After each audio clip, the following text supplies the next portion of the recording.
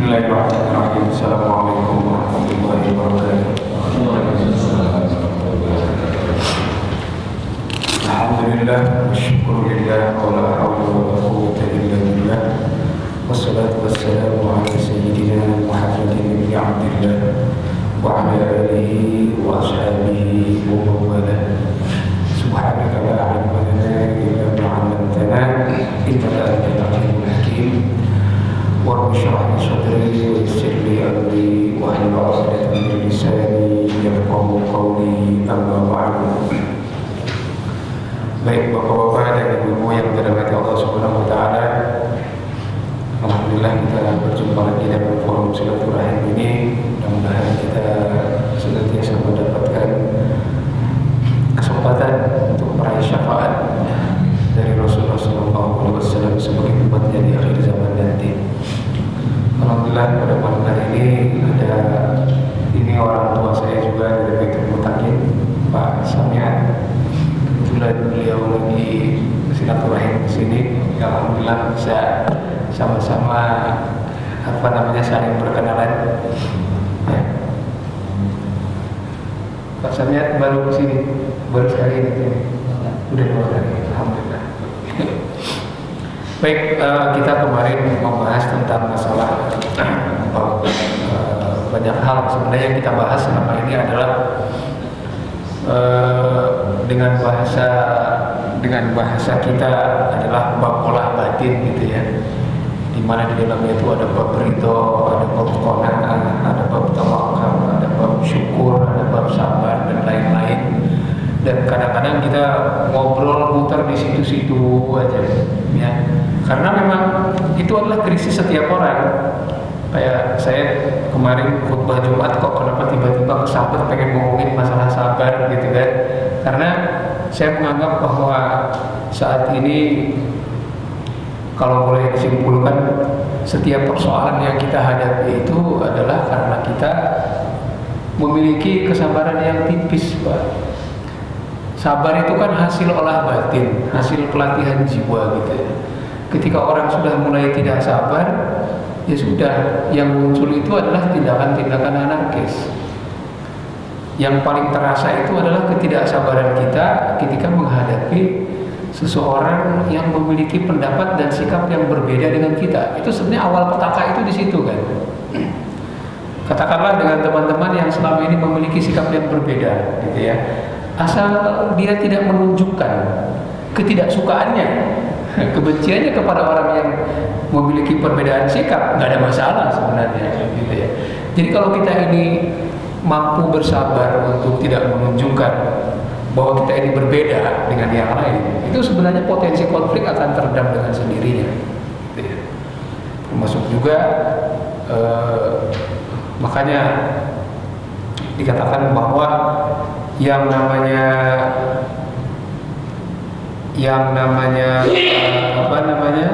seseorang kalau melihat nasib orang lain secara terus-menerus, apalagi nasib orang lain yang lebih baik dirinya sendiri, maka dijamin orang itu tidak akan pernah mendapatkan kebahagiaan seumur hidupnya. Jadi kalau orang mau pengen urusan orang terus, mau pengen duit orang, mau pengen nasib orang, mau pengen rezeki orang, selamanya dia nggak akan pernah mendapatkan kebahagiaan hidup. Ya.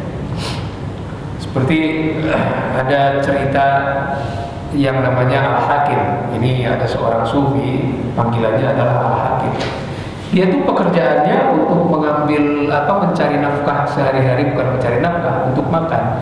Dia itu sering mengais buah-buahan yang lewat di sungai, gitu ya. Jadi dia makan aja seadanya setiap hari. Padahal dia seorang yang fakih, seorang yang pintar, seorang yang alim. Kemudian ada orang yang mengingatkan dia, wahai Syekh, kenapa engkau tidak mendekati sultan saja? Kamu jadi penasehatnya sultan, kamu jadi guru agamanya sultan, dan lain sebagainya. Hidup kamu pasti akan terjamin. Kemudian dia mengatakan, kalau saya sudah cukup puas dengan apa yang saya nikmati, makanan yang mengalir di sungai ini dari buah-buahan, dari hutan yang lewat sini, kenapa saya harus bergantung kepada kemurahan hati seorang sultan? Gitu. Jadi kalau saya puas dengan apa yang sudah saya peroleh, kenapa harus saya bergantung kepada yang sesuatu yang sebenarnya tidak saya perlukan. Nah, ini adalah sebuah derajat kesabaran dalam menghadapi persoalan hidup. Jadi dia menekan sedemikian rupa ekspektasi dia dalam hidup sehingga dia merasa tidak ada beban ketika menghadapi persoalan-persoalan dan tekanan-tekanan seperti itu. Baik, kali ini saya akan membahas sedikit tentang masalah husnuzon kepada Allah dan husnuzon kepada makhluk-makhluk Allah. Karena ternyata yang menenangkan hati kita juga adalah sikap husnuzon, berbaik sangka. Orang kalau sudah hatinya itu selalu buruk sangka kepada siapapun, apalagi kepada Allah. Kalau Allah sudah diburuk sangkai sama seseorang, siapa lagi yang akan dia jadikan gantungan, gitu ya? Mungkin ketika kita buruk sangka kepada seseorang, kita bisa mengambil orang lain. Tapi kalau Allah sudah disikapi dengan buruk sangka, kita mau bergantung kepada siapa lagi? Maka ini sesuatu yang harus dihindari, gitu ya. Sebagaimana yang disabdakan oleh Rasulullah SAW, khaslatani laisa fawqahuma syai'un minal khair. Ada dua perkara yang tidak ada lebih baik lagi dari dua perkara itu, segala kebaikan manapun. Yang pertama adalah husnudzon billah wa husnudzon bil muslimin. Berbaik sangka kepada Allah dan berbaik sangka kepada seluruh umat Islam, kepada siapapun maksudnya. Wabil khusus di sini adalah saudara-saudara yang seagama. Orang kalau sudah memiliki sikap husnuzon kepada Allah dan kepada saudara-saudaranya, dijamin Pak, otomatis nggak ada yang namanya kebencian. Karena terus terang yang menggerogoti energi hidup kita itu adalah kebencian, ketidaksukaan kepada orang. Yang namanya kebencian itu menguras energi yang luar biasa. Bayangkan kalau kita sudah benci sama seseorang, Pak, tidur aja gak bisa, makan aja yang dipikirin dia terus yang kita benci. Tapi sebaliknya, kalau kita berhusnuzon, walaupun yang kita hadapi itu pahit, entah itu nasib yang Allah berikan tidak menyenangkan kita, entah itu sikap orang yang tidak menyenangkan kita. Seperti yang saya sampaikan kemarin, cerita ketika Syekh Ali Ar-Razi, ini saya mengulang cerita, mungkin kemarin ada yang tidak sempat hadir. Ketika Syekh Ali Ar-Razi bertanya kepada Fudail bin Iyad, Syekh Ali Ar-Razi adalah muridnya Fudail bin Iyad. Dia mengatakan bahwa selama 30 tahun saya berguru kepada Fudail bin Iyad, saya tidak pernah melihat dia tersenyum dan tertawa. Tapi justru saya melihat dia tertawa dan tersenyum ketika anaknya Ali yang bernama Ali meninggal dunia. Kemudian ditanya oleh Ali Ar-Razi, kenapa Anda tertawa selama 30 tahun saya mengenal Anda tidak pernah tertawa dan tersenyum, wahai Syekh? Kemudian dia mengatakan bahwa Allah sedang mencintai seorang hambanya, maka Allah mengambil hamba itu. Dan yang bikin aku senang, yang Allah cintai saat ini adalah anakku sendiri. Kenapa aku tidak berbangga? Itu kan tergantung bagaimana kita menempatkan sudut pandang kita melihat sesuatu yang di mata orang itu musibah, kan? Bayangkan sebuah kematian kita sikapi dengan husnuzon, sebuah sakit kita sikapi dengan husnuzon. Banyak orang yang ketika dia sakit, wah meronta-ronta, mengeluh dan lain sebagainya. Tapi kalau kita berhusnuzon kepada sakit kita, misalnya, alhamdulillah dengan sakit saya tinggal di rumah, nggak kemana-mana, potensi berbuat dosa makin kurang dan lain sebagainya. Nah itu kan, sehingga otomatis mau tidak mau itu akan meringankan yang namanya beban. Makanya Rasulullah mengatakan tidak ada hal yang lebih baik daripada sikap husnuzon kepada Allah dan kepada kaum muslimin. Kemudian Sufyan Ats-Tsauri menafsirkan dari firman Allah Subhanahu wa taala, di mana Allah Subhanahu wa taala berfirman, "Wa ahsinu innallaha yuhibbul muhsinin." Dan berbuat baiklah kepada Allah. Ahsana yuhsinu artinya adalah berbuat baik. Innallaha yuhibbul muhsinin. Maka kata-kata berbuat baik ahsana kepada Allah itu adalah yuhsinuzzan, yaitu memperbaiki prasangka kita kepada Allah. Jadi Sufyan Ats-Tsauri sebagai seorang sufi menafsirkan ayat Allah Subhanahu wa taala yang berbunyi wa ahsinu ilallah innallaha yuhibbul muhsinin. Wa ahsinu innallaha yuhibbul muhsinin. Berbuat baiklah, sesungguhnya Allah itu menyukai orang-orang yang berbuat baik. Berbuat baik di sini adalah memperbaiki prasangka kepada Allah. Itu yang ditafsirkan. Untuk apa kita berbuat baik kepada siapapun tapi kita tidak berprasangka baik kepada Allah. Jadi yang dimaksud dengan ihsan kepada Allah, yang dimaksud dengan berbuat baik kepada Allah itu adalah memperbaiki prasangka dulu. Kalau kita sudah muncul prasangka kepada siapapun, Pak, enak. Coba Bapak misalnya bermitra nih dengan mitra bisnis. Udah setahun bermitra tapi masih aja belum yakin. Gitu ya. Dan kebetulan mitra yang jadi teman kerja kita tuh tahu bahwa si bapak ini sebenarnya belum yakin dengan saya. Perasaan kita gimana? Pasti akan rikuh kan? Pasti akan merasa sia-sia juga. Udah setahun kerja sama dia, tapi dia masih belum percaya juga sama saya, masih belum yakin juga sama saya, masih suka suuzon juga sama saya. Nah gitu. Jadi betapa mulianya seseorang yang mampu selalu mengedepankan sikap husnuzon baik kepada Allah maupun kepada sesama muslim. Jadi yang namanya husnuzon itu adalah energi yang luar biasa. Husnuzon itu mengembalikan energi yang hilang, dan sebaiknya yang namanya suuzon itu menguras energi yang ada sampai kita nggak bisa bernafas. Sederhana, tapi yang namanya husnuzon itu kan perlu dilatih, Pak. Nggak sembarangan. Yang namanya husnuzon itu bukan sesuatu yang given dari Allah. Husnuzon itu perlu pelatihan yang terus menerus dan melelahkan, Pak. Bayangkan orang disakiti, terus kita terus berbuat baik, berbaik sangka. Wah. Makanya dikatakan dalam salah satu hadis Rasulullah SAW berfirman, saya lupa matanya, min khairi a'mali ahli dunia wal akhirah, kalau tidak salah, di antara sebaik-baiknya amalan orang di dunia dan akhirat, yaitu urutannya saya lupa, tapi di antaranya adalah anta'fu amman zalamaka, memaafkan orang yang sengaja menzolimi. Pertama adalah antuwassilu man qata'aka, yaitu kita menyambungkan silaturahmi kepada orang yang sengaja memutuskan. Bayangkan, orang bersuuzon kepada kita sampai memutuskan silaturahmi, tapi kita ngotot memperbaiki silaturahmi karena apa? Kita berhusnuzon sama dia. Oh, dia kemarin marah sama saya, oh dia kemarin memutuskan silaturahmi dengan saya mungkin karena lagi emosi, mungkin karena punya masalah, mungkin dia nggak punya duit kemarin, saya karena sama-sama nggak punya duit, saya nggak kasih pinjam, jadi dia marah. Jadi yang kita bangun itu lebih kepada prasangka-prasangka baik, sehingga mendorong kita untuk menjalin silaturahmi dengan orang yang sengaja memutuskan. Maka orang yang sengaja menyambungkan silaturahmi dengan orang yang justru sengaja memutuskan, oh itu pahalanya luar biasa. Kemudian yang kedua adalah anta'fu amman zalamaka, memaafkan orang yang sengaja menzolimi. Itu kan butuh energi, Pak, energi yang luar biasa untuk mengalahkan diri sendiri kan, tapi hasilnya itu kita akan senang. Kemudian yang ketiga adalah antu'ti man haramaka, memberi kepada orang yang sengaja bersikap pelit sama kita.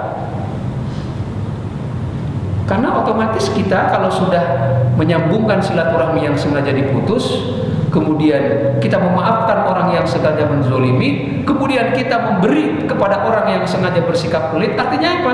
Kita ini memutus mata rantai keburukan, Pak. Betul nggak? Hanya permusuhan tidak ada. Orang yang tadinya pelit menjadi baik. Mau nggak mau, Pak, dibaikin, masa balas buruk. Nah, jadi yang namanya, makanya dikatakan ini kebaikan yang tidak ada tandingannya di orang yang seperti ini. Dan tidak mungkin orang melakukan tiga hal itu tanpa memiliki sikap husnuzon kepada manusia. Jadi bersikap husnuzon itu membutuhkan energi yang luar biasa. Nah, daripada energi yang kita miliki kita gunakan untuk membenci orang, lebih baik energi yang kita miliki kita gunakan untuk membangun prasangka baik kepada orang. Karena apa? Hasilnya Walaupun itu menguras energi Pak, tapi hasilnya kita yakini kita mendapatkan energi yang lebih besar lagi, yang lebih kuat lagi, yang lebih banyak lagi. Itu sudah pasti Pak. Nah, itu yang sudah ketahuan. Maka seperti yang Sufyan Ats-Tsauri katakan, wa ahsinu innallaha yuhibbul muhsinin, itu tafsirkan perbaikilah prasangkamu kepada Allah, karena sesungguhnya Allah Subhanahu wa taala menyukai orang-orang yang berprasangka baik kepada Allah. Dalam salah satu hadis qudsi Allah Subhanahu wa taala berfirman, ana 'inda dhanni 'abdi hina fakkarani atau hina dzakarani wa zunnu biya khairan. Aku akan ada dalam posisi persis seperti yang dibayangkan oleh hambaku, seperti yang disangkakan oleh hambaku ketika hambaku ingat atau berpikir tentang aku. Untuk itu berbaik sangkalah kepadaku. Kan itu merupakan buah daripada apa yang kita yakini. Jadi kalau kita yakin Allah akan mengabulkan doa kita, Allah pasti akan mengabulkan.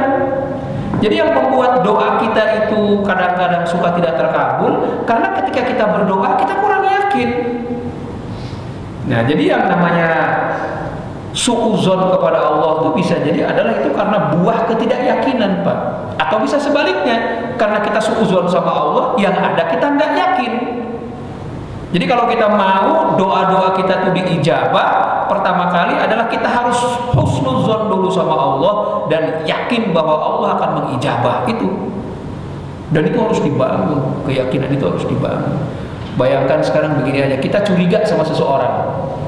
Seorang istri curiga sama suaminya, seharian gak bakalan enak makan, dipikirin terus laki gua lagi ngapain, lagi rapat sama siapa, ada cewek enggak, habis rapat kemana, ditemenin sama siapa, kan begitu, capek, energi kekuras. Kita juga laki begitulah, bini gua lagi kemana, ke mall, ketemu sama siapa di mall, ngapain dia, waduh ketemu teman lamanya, kemana dia, wah udah muter-muter, padahal orang yang disangka buruk mah kagak ngapa-ngapain. Tapi justru setan itulah yang memprovokasi kita untuk berburuk sangka. Berburuk sangka kepada manusia aja menguras energi yang luar biasa, apalagi berburuk sangka kepada Allah yang menggenggam seluruh hidup kita. Ya. Kemudian Rasulullah SAW bersabda dalam salah satu hadis, ini ceritanya adalah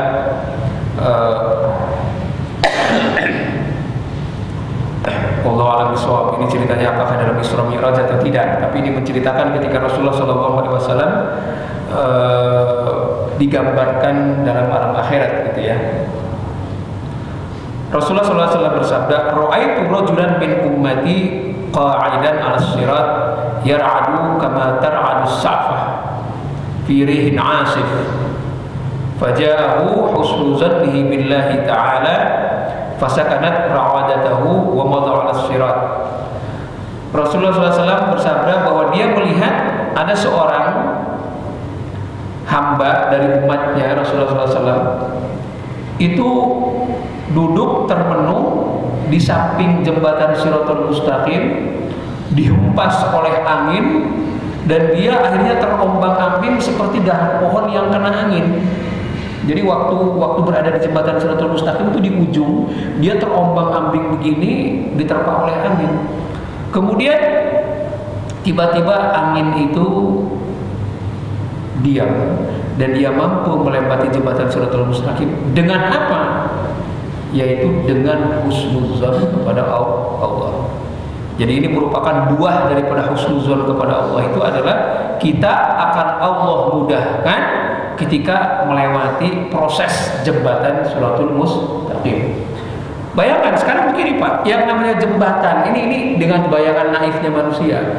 Jembatan Shirathul Mustaqim itu bagi orang yang kebetulan banyak dosanya, tidak yakin kepada Allah, maka jembatan Shirathul Mustaqim itu konon seperti rambut dibelah 7. Kira-kira gedenya sebesar apa Pak? Kecil banget kan?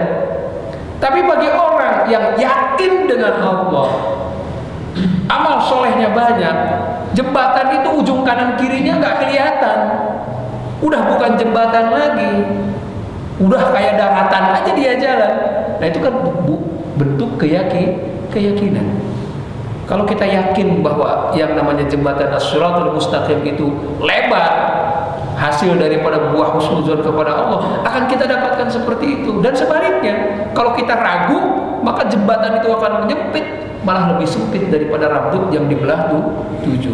Jadi salah satu daripada buah husnuzon kita kepada Allah, insya Allah di akhirat ketika kita mengalami proses untuk melewati jembatan Shiratul Mustaqim itu, kita akan mendapatkan kemudahan, jalan yang lapang dan lain sebagainya ini. Kemudian diceritakan bahwa ruya Malik bin Dinar fil manam, ruya Malik bin Dinar fil manam. Suatu saat Malik bin Dinar itu sudah meninggal. Kemudian diimpikan. Jadi ceritanya Malik bin Dinar sudah meninggal, diimpikan oleh salah seorang sahabatnya, sesama ahli sufi, sesama ahli tasawuf, sesama orang sufi. Faqila lahu, kemudian ditanya Malik bin Dinar oleh sahabatnya yang didatangi dalam mimpi itu, ma qaddamta bihi 'ala Allah, apa yang kamu persembahkan kepada Allah wahai Malik bin Dinar? Kemudian Malik bin Dinar mengatakan, qaddamtu bidunubin katsira maha Allahu husnul zanni billah. Aku mempersembahkan banyak dosa kepada Allah, kata Malik bin Dinar, tetapi Allah menghapuskan dosa-dosaku itu justru dengan husnuzon aku kepada Allah. Nah ini, jadi salah satu faedahnya tadi adalah bahwa husnuzon kita kepada Allah akan mengantarkan kita mendapatkan jalan yang mudah ketika menapaki jembatan Shiratul Mustaqim. Itu adalah manfaat yang pertama di akhirat. Kemudian manfaat yang kedua adalah dengan husnuzon kita kepada Allah, Allah akan mengampuni, ya, akan mengampuni dosa kita. Karena itu hak prerogatif Allah. Dengan alasan apa Allah mengampuni dosa kita? Nah, di antara berbagai macam amalan-amalan ibadah batiniyah, maka husnuzon kepada Allah itu adalah salah satu yang mampu menghapuskan dosa-dosa kita. Kemudian dalam ayat yang lain Allah Subhanahu wa taala berfirman, ni'mal maula wa ni'man nasir. Ya, betapa nikmatnya kenikmatan dari Allah dan betapa nikmatnya kenikmatan dari Allah yang Maha Penolong. Artinya ini ngomongin masalah kenikmatan.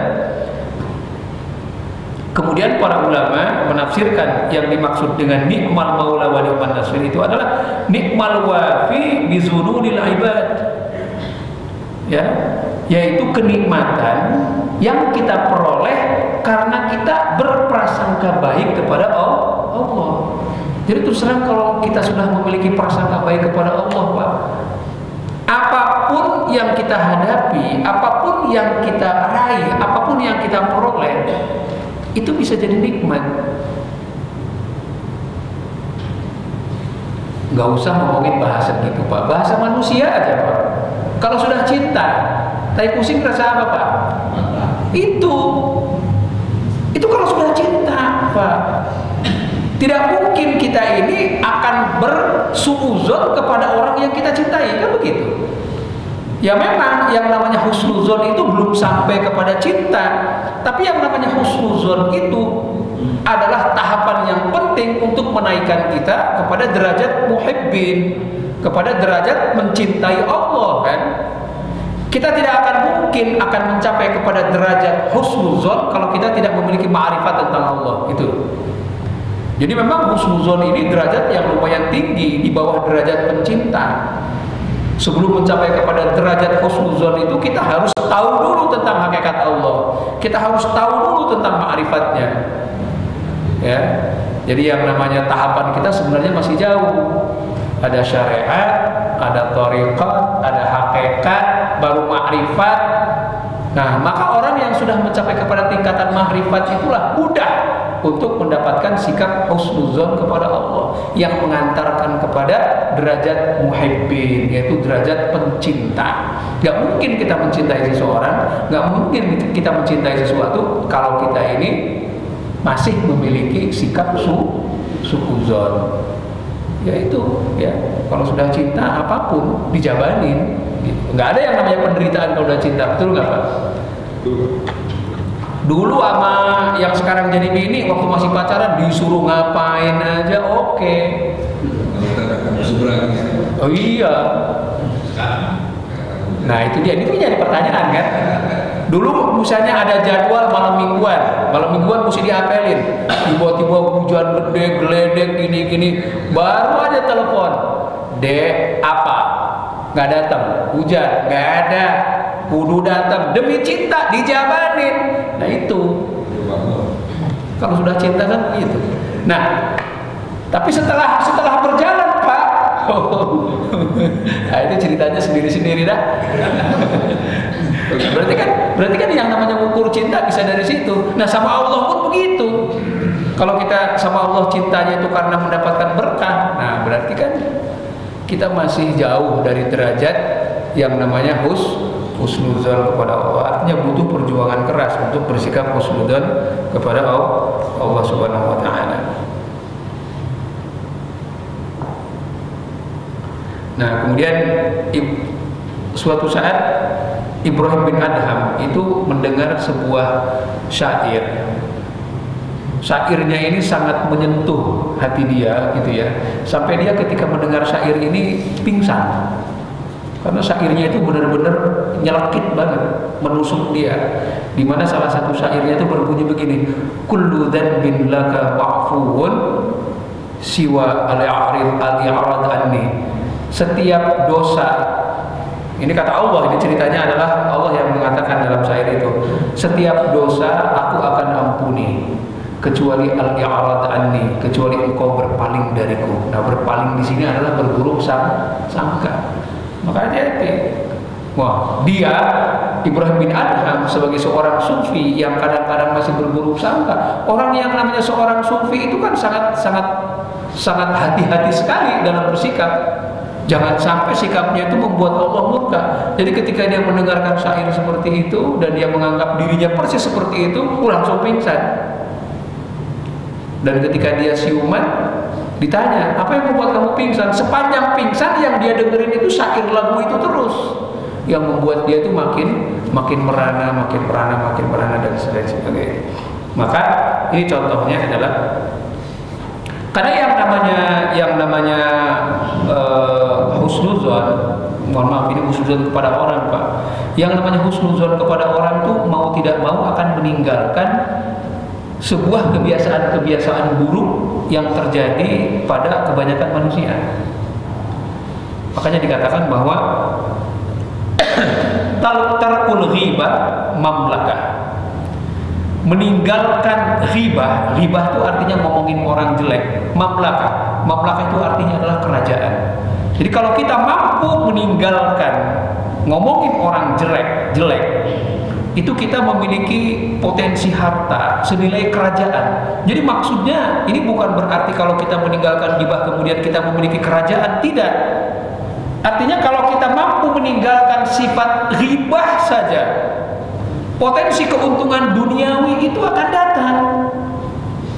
Coba Pak, ketika kita menilai di antara lingkungan kita, mana orang yang akan kita percayai misalnya kan, kita misalnya kebetulan lagi mau mengembangkan investasi bisnis kita. Ketika kita mau menunjuk seseorang di lingkungan kawan-kawan kita pasti akan melihat itu bukan tabiat baiknya dulu. Siapa yang memiliki tabiat buruk yang membuat saya tidak percaya sama orang itu, kan gitu. Maka orang yang mampu meninggalkan sifat ghibah, di mana ghibah itu kan merupakan sikap turunan daripada orang suudzon. Orang kalau suudzon sama orang Pak, maka apa yang ada dalam benak dia pasti akan diomongin, kan begitu. Apalagi hal-hal yang buruk. Maka saya lupa siapa yang mengatakan, ada sebuah syair yang mengatakan begini tentang masalah bagaimana menjaga omongan, gitu ya. Dikatakan idza ishtahaital kalam fasmut atau faskut. Ketika engkau berhasrat untuk berbicara, maka sebaiknya engkau diam. Wa idza ishtahaita sut takallam. Dan ketika engkau lagi malas ngomong, maka silahkan ngomong. Paham nggak Pak? Ini bagaimana caranya supaya menjaga kualitas omongan kita. Jangan berbicara ketika mulut pengen bicara. Karena kalau hasrat berbicara, mulut pengen ngomong, biasanya omongannya itu bisa menambah-nambah. Biasanya omongannya bisa kesana kemari. Maka kalau kita ingin selamat daripada bencana lisan, hendaknya kita diam ketika hati kita dan mulut kita itu pengen bicara. Dan sebaliknya, kalaupun toh kita harus bicara, itu bicaralah ketika hati kita dan mulut kita itu maunya diam, nggak mau ngomong. Sehingga kalau terpaksa bicara, pasti yang kita omongin itu yang perlu-perlu aja. Nah, itu tips bagaimana caranya supaya kita selamat daripada afatul lisan, yaitu selamat daripada bencana lidah. Berbicaralah ketika hati dan lisan lagi nggak mau bicara, dan sebaliknya jangan berbicara ketika ambisi lisan dan hati ingin berbicara. Gitu. Ini sebenarnya omongan ini ditujukannya kepada para ustadz, Pak. Iya. Jadi lebih baik yang namanya ngomong itu kalau pas lagi nggak pengen ngomong sebenarnya.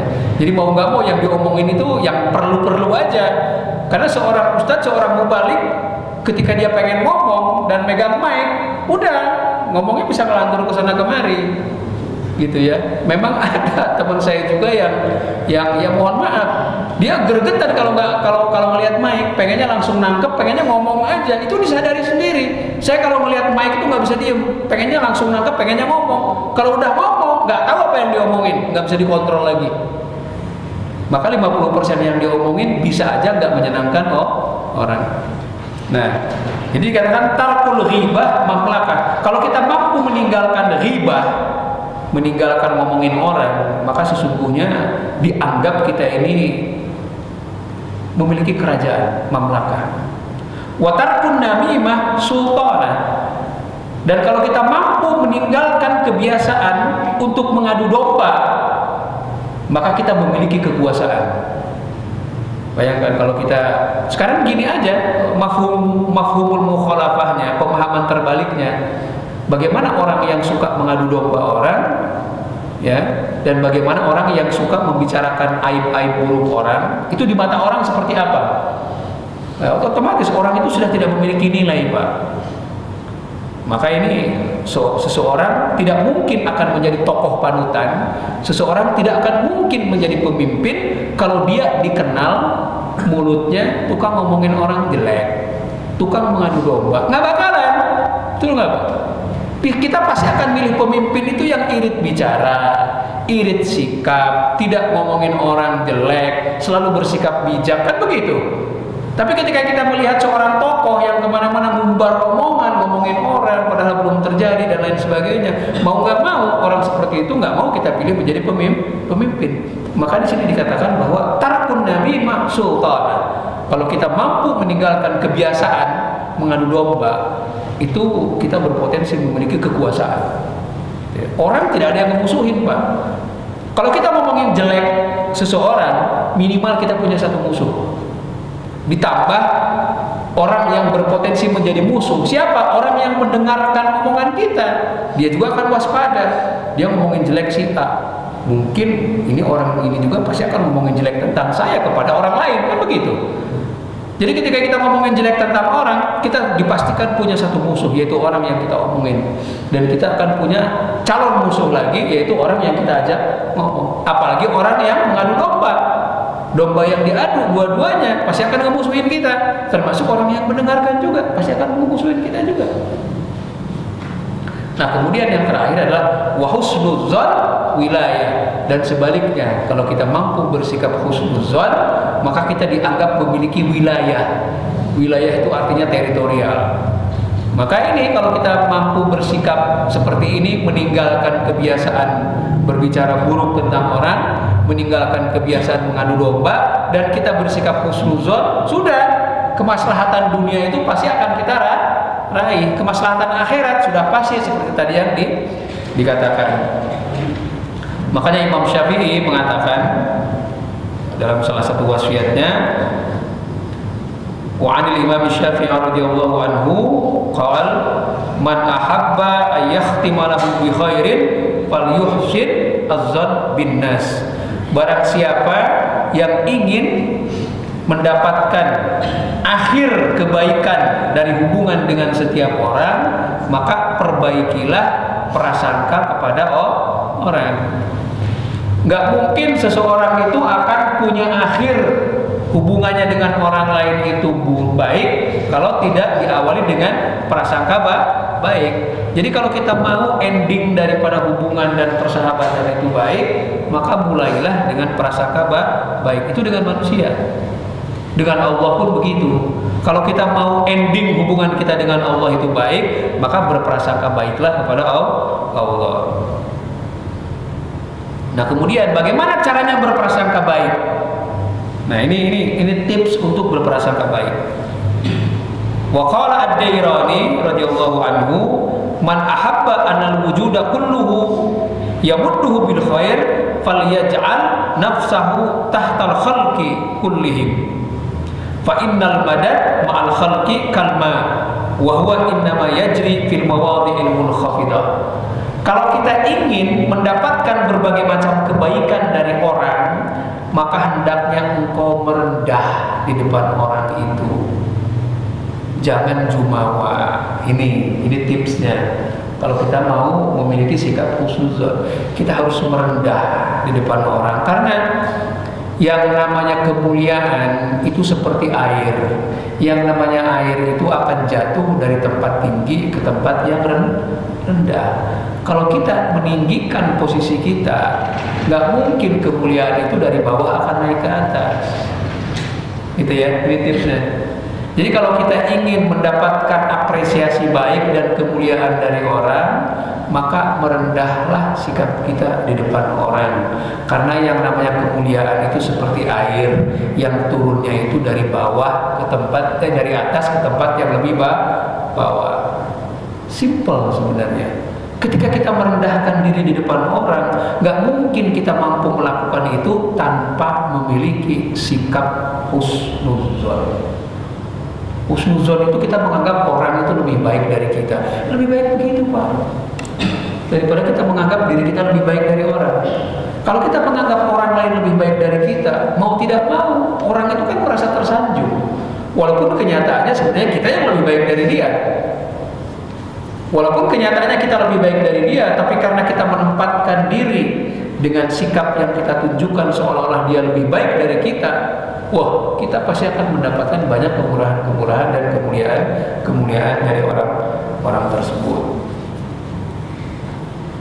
Ini adalah terkait dengan masalah sikap husnuzon yang nanti akan berbuah dengan berbagai macam kebaikan, Pak. Orang kalau sudah sikap husnuzon, itu yang ada adalah sikap qanaah. Qanaah itu kan puas. Bagaimana mungkin kita akan merasakan sebuah kepuasan, di mana kepuasan itu merupakan kekayaan yang sebenarnya, kalau kita tidak mengawali dari sikap husnuzon kepada Allah. Baik, sebelum kita melanjutkan, ada yang bertanya sampai di sini? Ya, Bapak. Assalamualaikum. Waalaikumsalam. Itu untuk bisa mensikapi sifat husnuzon, itu kan prosesnya kan sangat pelik, Pak ya. Nah, apakah untuk mencapai untuk sifat husnuzon itu ada langkah-langkah tertentu? Soalnya itu kan untuk prosesnya sudah sampai ke makrifat ya. Iya. Itu langkah-langkah tertentu, misalnya dia harus sering melakukan puasa atau sering mengurangi aktivitas-aktivitas yang berhubungan dengan makanan-makanan yang subhat dan sebagainya. Apakah diantara itu yang harus dilakukan? Ini husnuzon itu kan kita selalu merasa puas dengan apa yang, salah satunya ya, kalau kita mampu bersikap husnuzon gitu, kita akan merasa puas dengan apa yang Allah berikan. Maka dikatakan qila man aqnaun nas, siapakah orang yang paling puas, gitu ya. Ini saya ngomongin dengan qanaah dulu, di mana qanaah itu buah daripada husnuzon. Man aqnaun nas, siapa orang yang paling puas? Waqala, maka dijawab aktsaruhum linnasi ma'unatan wa aqalluhum alaihi ma'unatan. Ini beda antara ma'unah dengan ma'unah. Yaitu adalah orang yang paling banyak menolong orang lain dan orang yang paling sedikit berkeluh kesah kepada orang lain. Nah, itu bisa dijadikan semacam latihan juga. Kalau kita ingin mendapatkan kepuasan batin, di mana kepuasan batin itu bagian daripada sikap husnuzan, maka kita harus diantaranya adalah berupaya saja berbuat sebanyak mungkin kebaikan untuk orang, walaupun di awal-awal sulit.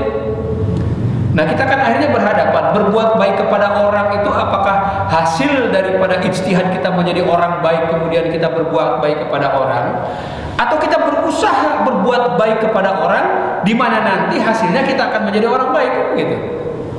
Nah, sekarang yang jadi pertanyaan, silahkan apakah kita mau nunggu dulu jadi orang baik kemudian baru berbuat baik kepada orang, atau kita ini sebenarnya nggak baik tapi saya pengen jadi orang baik. Dimulai dari apa? Dimulai dari nolong orang dulu deh, kan gitu. Jadi ketika kita banyak menolong orang dan kemudian mensedikitkan mengeluh kepada orang, maka ini bagian daripada pelatihan, Pak. Nah, itu adalah yang dinasihatkan kepada dari para aulia kepada kita sebagai para pengikutnya. Kenapa dikatakan wakila manittaba'a ainahu fi ma fi aidin nasi tala husnuhu. Barang siapa yang memanjangkan pandangannya kepada apa yang ada di tangan orang lain. Nah, ini bahasa Arab ini kan puitis ya. Barang siapa yang memanjangkan pandangannya kepada apa yang ada di tangan orang lain, tala husnuhu, maka akan semakin panjang kesedihannya dia dalam hidup. Di barang siapa yang mantengin aja apa yang ada di tangan orang lain, nggak pernah mensyukuri apa yang ada di tangan, maka dia termasuk orang-orang yang tidak akan pernah bahagia dari dalam hidupnya. Itu yang tadi saya katakan, gitu ya. Karena dia selalu mantengin orang lain. Nah, salah satu bagaimana caranya kita ini menjadi orang yang qanaah, orang yang berhusnudzon kepada Allah adalah dalam urusan harta jangan melihat ke atas, Pak, melihat ke bawah. Dan sebaliknya dalam urusan kemuliaan dan urusan agama kita harus melihat kepada yang ada di atas kita. Itu sebenarnya. Jangan sebaliknya. Dalam urusan agama jangan sampai kita melihat orang yang ada lebih rendah dari kita, dan sebaliknya dalam urusan dunia dan kemuliaan dunia kita melihat kepada orang yang lebih atas daripada kita. Nah, ini sebenarnya nggak bisa dideskripsikan bagaimana sikap-sikap seperti itu ya. Yang penting, saya menutup dengan sebuah kalimat dari Wahab bin Al-Munabbih, di mana beliau mengatakan, Innal aizza wal ghina kharaja yujawwilani yatlubani rafiqan falaqiya al-qana'ah fastaqarra. Bahwa yang namanya kemuliaan dengan kekayaan itu mereka berdua, antara kemuliaan dengan kekayaan itu keliling ke sana kemari nyari teman yang ketiga. Dan ternyata teman yang ketiga itu adalah qanaah. Akhirnya kemuliaan dengan kekayaan itu klopnya dengan qanaah, yaitu dengan sikap puas. Jadi kalau kita ingin mendapatkan kekayaan yang sebenarnya, ingin mendapatkan kemuliaan yang sebenarnya, maka jaring untuk menangkapnya itu adalah sikap qanaah, sikap berpuas diri. Dan yang namanya sikap qanaah nggak mungkin kita raih tanpa dimulai dengan sikap husnudzon, baik kepada Allah maupun kepada sesama makhluk. Mungkin ini saja wasiat yang sama-sama kita kaji pada malam hari ini. Kurang lebihnya mohon maaf. Assalamualaikum warahmatullahi wabarakatuh.